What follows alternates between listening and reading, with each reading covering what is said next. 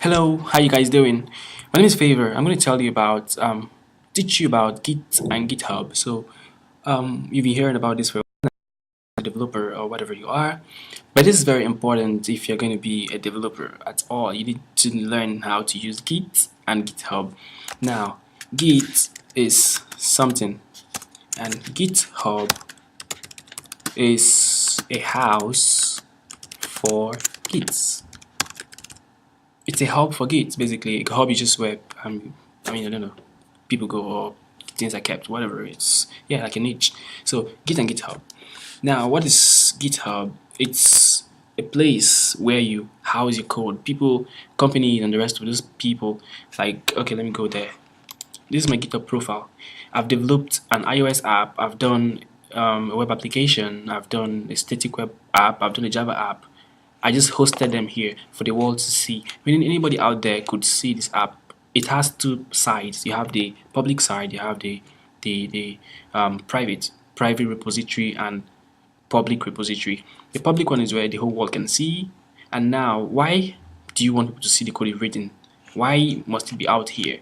Now, it enables for number one, collaboration. Collaboration. Oh my god, dude. Collaboration, yeah. Like 10 people can work on the same app at the same time without conflict. Someone can be doing something else and the other person will be seeing the updates the other person is doing and can keep working on something else without any clash. This is why people use GitHub. Number two, scaling. Now, and version control. Let me say you're working at Facebook and you guys are developing Flutter, an app or something. That app is going to grow, right? It's going to change. You guys are going to add features. You guys are going to make it bigger. So GitHub is a place where you can see what you started with, what you've done, what you've changed. You can roll back to a previous stage or state. You could add more stuff. So GitHub, okay, now it's becoming vague. I'm just going to start doing an example for you so you can understand what I mean by all of this.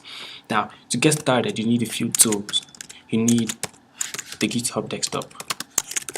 Now, I like to make people think programming is simple. Of course it is, but some of the guys who are trying to make you think it's very hard to just learn. No, I'm going to show you a simple way to work around this.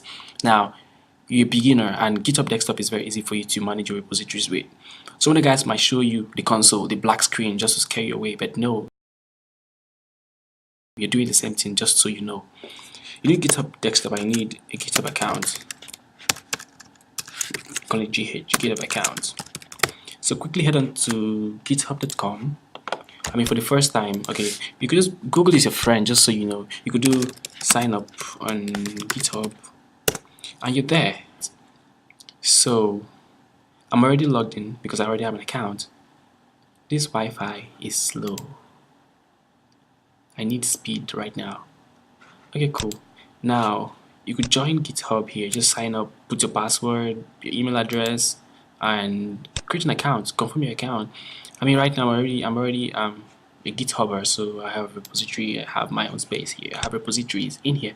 Okay, note. I'm going to be explaining keywords for you, key concepts, so you don't get confused. There is what they call repository. Repository. The short form for this is a repo. Just so whenever you see this, there is push. I'll tell you what it does. There is pull. I'll tell you what it does. There is fork. I'll tell you what it does. Just so you know these things before we continue. A repository is just the code itself, the code base. The code base. This is the container of your code. This is where your code lives in. Push. Let me say you've done a few changes and you want to like export or you want to push the changes online. I'll come back to this. It will become clearer very soon. Then you just update your code basically with this. Update your code basically with this. Pull. Let me say you're collaborating with a project out there and you want to like pull and see the current state, or you want to clone something and you've cloned and you want to see if there is a new update there. You could clone. It's basically like dragging it down, like taking it, bringing stuff from up there down here. Now Fork, you basically cloning. It's another word for this. It's called cloning.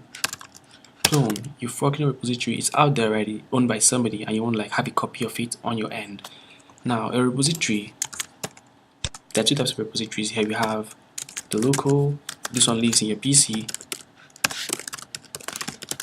laptop,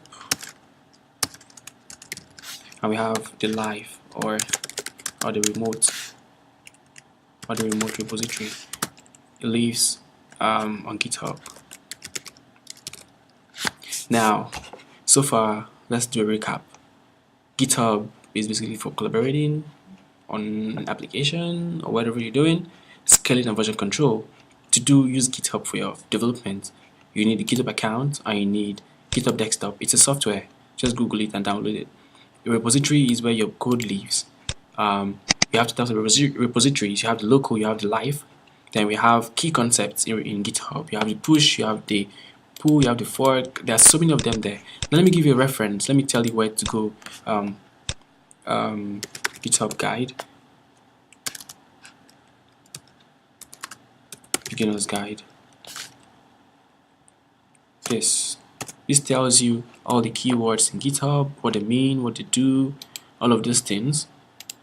There are so many of them out here. Like they're very self-explanatory. You could just, there are videos also out here. You could just look at. Yeah, this is one by GitHub. Now, here you'll learn how to use a repository, how to start, manage a branch. What is a branch? I'll teach you all of these things. I mean, this is just a place. I'll drop this link. This is a place where you could just come play around, you know, like, yeah, learn new stuff outside the classroom, like learn more stuff. Now, this is the end of the first video. I'm going to do another video where we go into the full practical on GitHub. See you next time. Bye.